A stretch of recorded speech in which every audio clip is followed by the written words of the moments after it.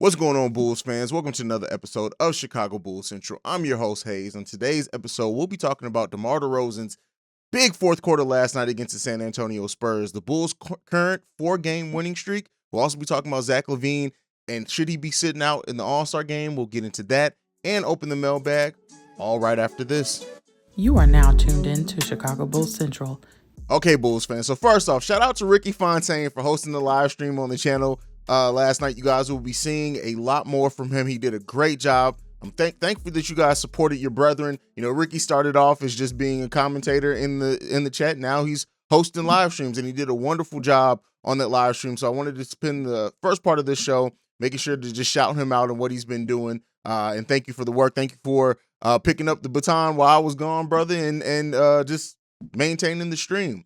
But let's get into this Bulls game against the Spurs last night. DeMar DeRozan with the 40-piece, right? 19 of those points coming in the fourth quarter. The Bulls got 101 points just from DeMar, Ayo, Vooch, and Coby White.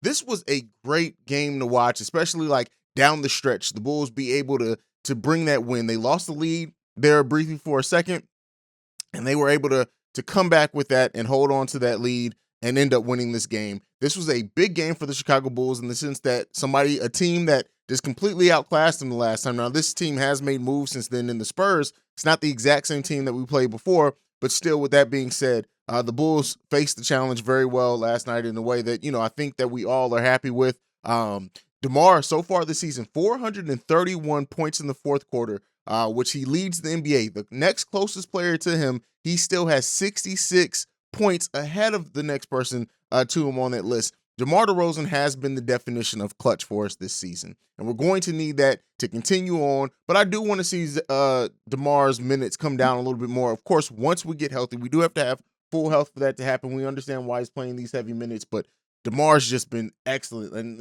like I said in my video yesterday, DeMar's been even better than I think, if we're being honest, than most of the expectations that we had for him coming into the season, because you just can't expect a season like this from a player. The Bulls, again, good contributions from Vooch. Great contribution from Vooch, I have to say. Another 25 and 15 game from Vooch. I think he actually had 16 rebounds.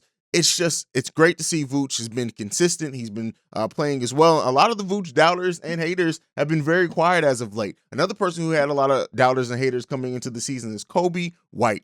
It's good to see Coby White step up when he's in the starting lineup. It's another thing that we're seeing is that Coby White absolutely plays better when he's not playing the point guard position. Even in games where he's had to come in and play the starting point guard because of injury, he hasn't had necessarily the same impact. But I think we all knew that as Bulls fans. This is not something that's new to us for Bulls fans who are true to this, not new to this. We've known for a while that Coby White is not a point guard, and that's perfectly fine. This has stirred up some more of the conversation of what happens with Coby White. And one thing that I want to present with this, and you guys can let me know how you feel. I know a lot of people are saying that the Bulls are not going to pay both Coby and Zach LaVine. And I want to say why I don't necessarily think that's true, especially when you look at some of the knee concerns that Zach LaVine has been having.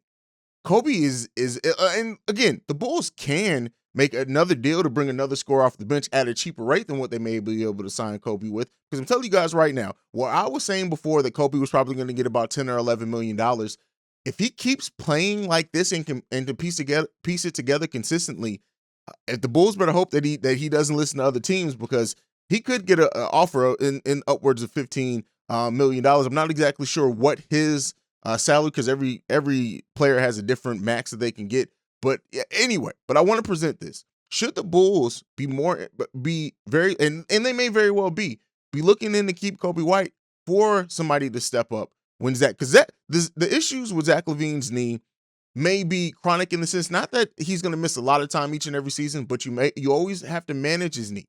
Meaning that you may have to have games and stretches where you sit him on back-to-backs, where you put a hard minutes limit on him for 25 minutes or 25, 28 minutes, something like that. Having a player of Coby White's ability to score is always going to be important off the bench for any team. But I tell you what, Coby White's haters and doubters coming into the season, the thing, he won't fit on this team. There's no way the Bulls. I can't tell you guys when I started this channel how many people were in here guaranteeing that there was no way Coby White was going to be on this team after the trade deadline. But anyway, Ayo again stepping up in a big way as well. Listen, I know some people are saying you got to stop calling him a rookie. He still is. 4 assists, 12 points, 1 steal, 1 block, no turnovers. That's the key thing that I always look at for young point guards is the turnovers. He's very good at protecting the ball usually. He does have very bad games with turnovers, but he's usually very good at keeping control over the ball. We know how his playmaking has developed. It was great to see the amount of assists throughout the starting lineup. The Bulls, again, with a 25 assist game, not pushing up to that 30 mark, but we know as they get closer to 30, 25 assists on 46 made buckets for the Chicago Bulls in this game. That is a good balance. Again, 30 assist mark is what we tend to look to judge this team, man, and we know that they're being really efficient when they have that. But a great game overall from the Chicago Bulls, and one that I loved. I just love seeing this team play this way. Let's talk about DeMar DeRozan. I already talked about how he is the king of the fourth.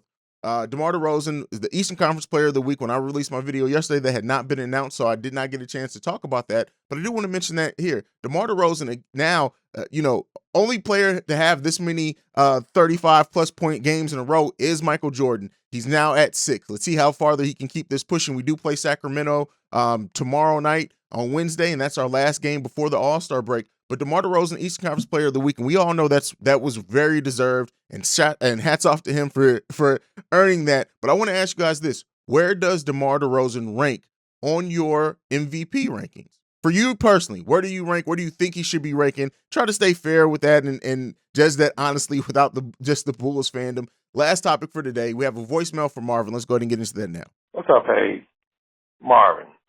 Great take, man, on that DeRozan situation on his mentorship for the Bulls, for Ayo and the young guys on the team. But I just wanted to say this, man, not only for Ayo, I want to say for Zach LaVine also. He's younger than him. Now, picture this, guys. Can you guys just imagine how much pressure is on Zach?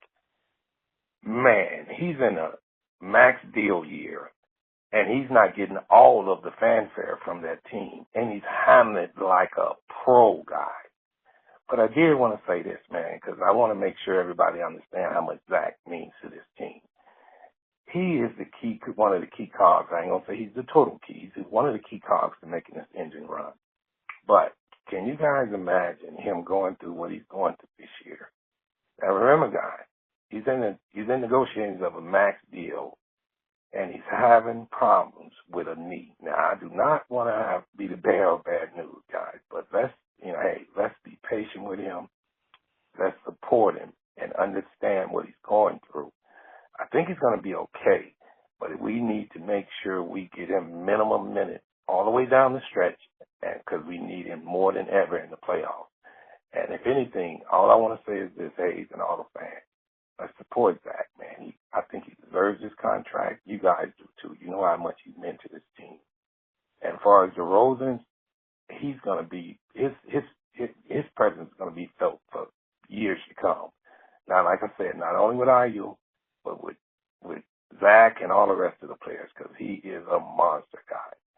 But how about that Super Bowl too, guys? Have a good evening, man. I'll see you tonight. Peace.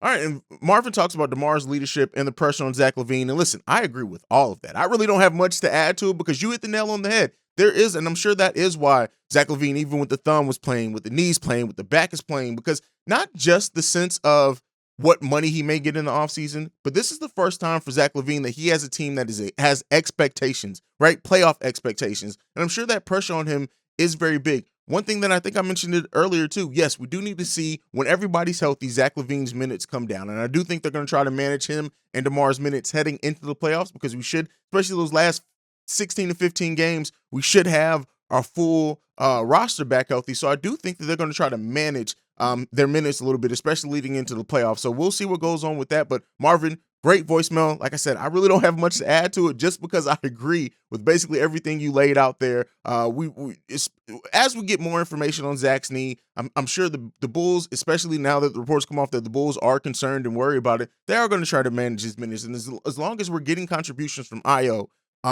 Kobe, and then when Lonzo comes back, Caruso comes back, Patrick Williams, as Derrick Jones Jr. continue to work himself back, I think with the way that this team has played in this recent stretch without him, we're giving a blueprint on, okay, how, when we have Zach LaVine, we can maximize the minutes that we have for him, but still manage those injuries. So that is what I'm looking for this coaching staff and this front office to do for Zach LaVine heading into the back part of the season. But that's it for me for today, guys. Make sure you're following the podcast at Bull Central Pod. You can send us any feedback, questions, comments, concerns, bullcentralpod@gmail.com. Lastly, if you want to leave us a voicemail, you can do so at 773-270-2799. Like I like to end everything. I love you guys. Go Bulls. Peace. This has been a presentation of the Break Media.